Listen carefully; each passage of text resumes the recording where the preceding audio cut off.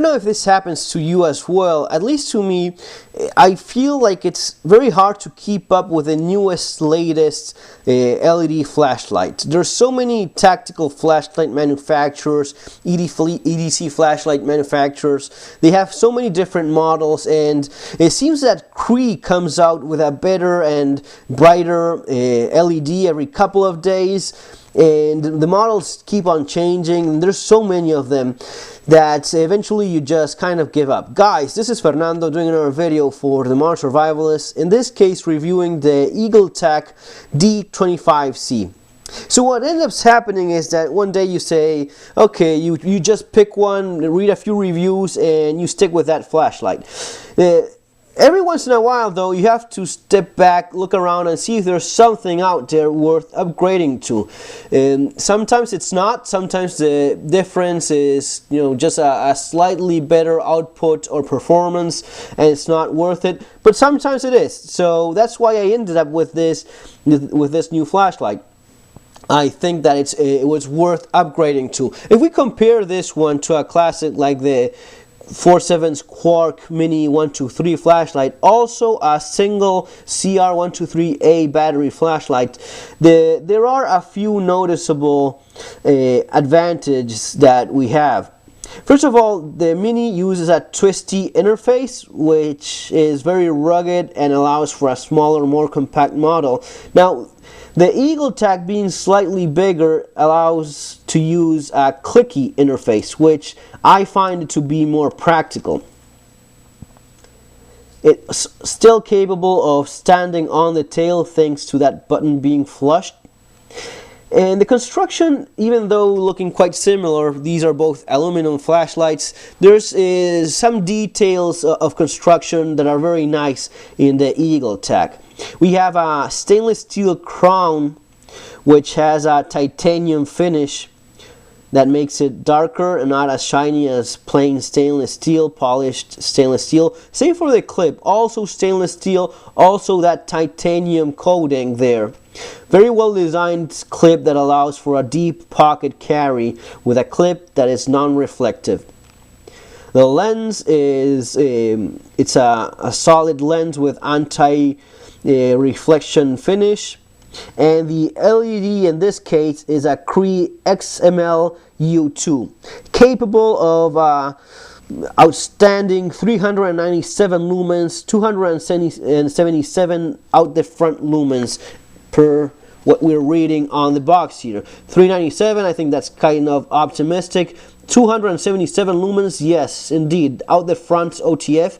That is quite impressive for a single CR123A battery. We compare it, it's quite a bit more performance than the 200 lumens out the front from the Mini 123. Another big advantage and reason for, at least to me, worth upgrading to is that this one allows the use of rechargeable batteries.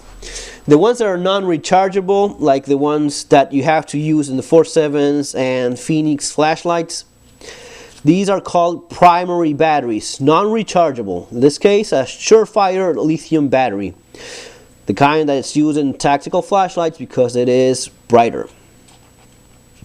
But these primaries cannot be recharged.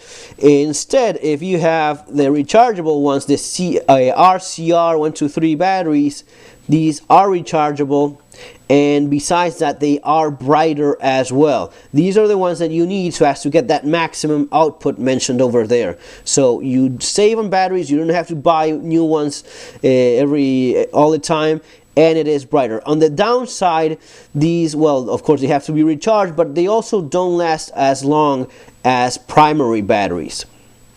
So if we go back to the box and we read a little bit here, we have Cree XML U2, runtime 0.9 hours on maximum output, 1.6 hours, 10 hours, 150 hours. We'll get back to that in a second. Uses a single CR123A battery. In general, I prefer flashlights that use a single battery, especially if it's lithium batteries. Why is that? First of all, from a preparedness, survival perspective, sometimes one battery is all you have. You have a flashlight that requires two, you only have one, it's not going to be working. Second, lithium batteries, especially the rechargeable ones, and so they have the possibility of exploding, catching fire, especially when they lose charge very fast. And that's what happens when you mix up batteries, especially if you have one battery that has almost no charge left and a fresh one. You put those two in a flashlight, there's a possibility of problems.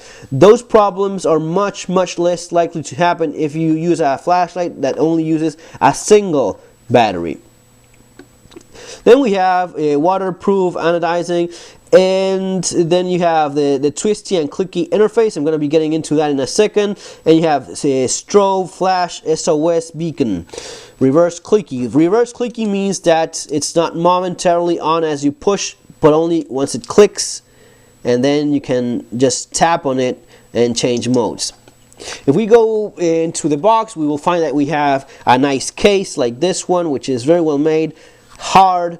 The only problem is that, yes, you see that metal there, it will scratch your flashlight.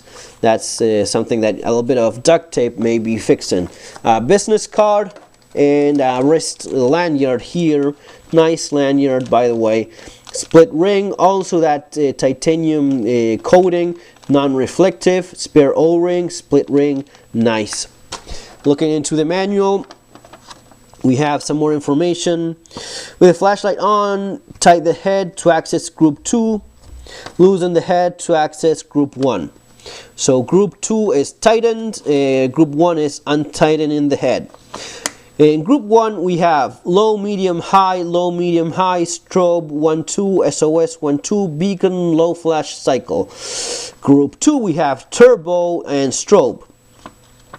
The Eagletac Turbo Boost technology is activated every time you turn on a turbo output setting. That will be in group 2.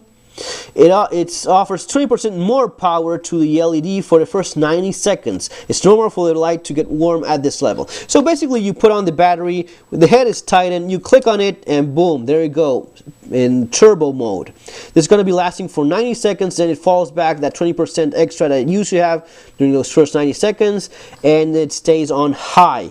This is because this is very bright, this gets very warm very fast, especially when using those rechargeable batteries. One of the things that I noticed is that using primary non-rechargeable batteries, you do lose that medium mode. It just goes from low, high, high, low, high, high. That generally happens when using rechargeable batteries in most flashlights, and in most cases you don't have any low mode at all. This is one of the reasons why I went with this particular flashlight, because in this one you still have the low mode or the moonlight mode. I'm gonna be getting into that for us in a second.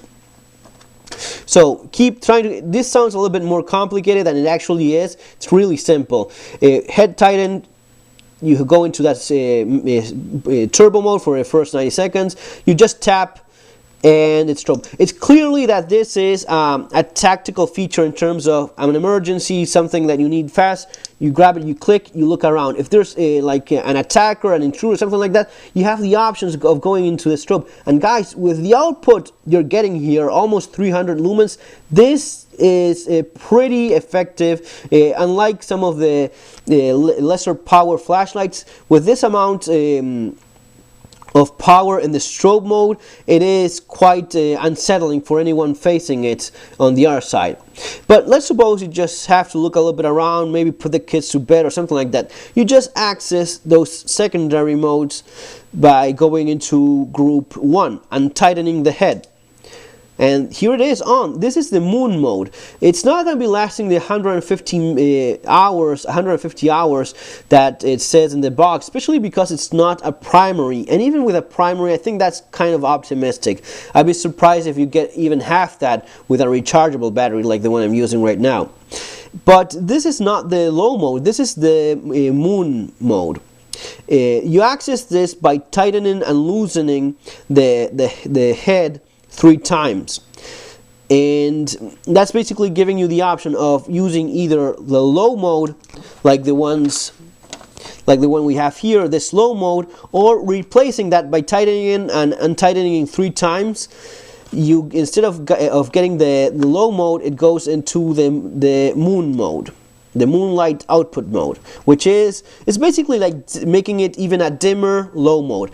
I find it practical, especially for putting the kids to bed or not bothering people at night, especially for longer lasting runtime. Moonlight mode, that's pretty cool. I do like it. If this is too low for you, you just do that thing of screwing and unscrewing 3 times, and it goes into the normal low mode, which is a little bit brighter than this one.